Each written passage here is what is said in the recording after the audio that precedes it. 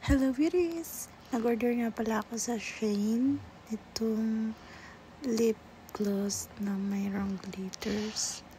Ayan, ita-try na natin siya ngayon kung talaga bang totoo yung mga napanood ko sa TikTok.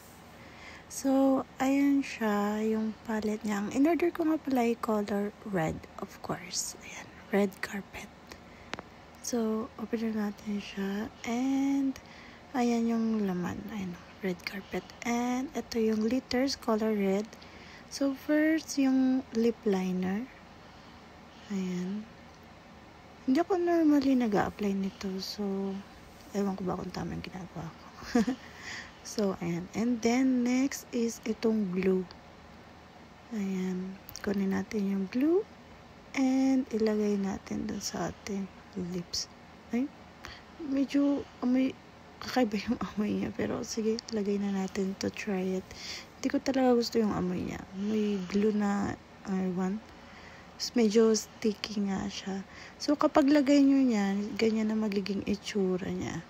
And, huwag nyo masyadong patatagalin kasi baka masyadong dumikit yung glue niya. So, ito nga pala yung last step. Ilalagay na natin yung dazzling glitters.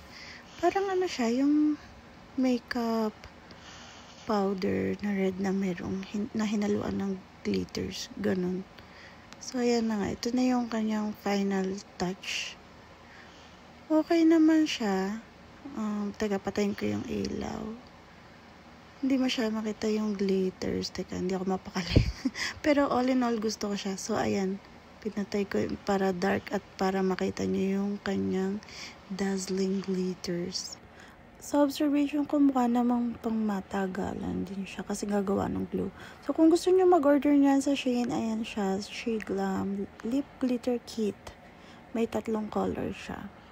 So, ayun, nakapag-TikTok na rin ako, ayan, at aking enough yung song.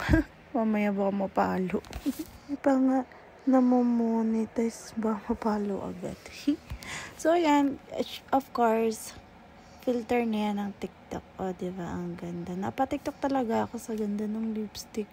Kontento ako dun sa yun, sa glitters, dazzling glitters na yun sa She Glam. Tapos, marami pa siyang, makeup dun sa, sa Shein ng She Glam.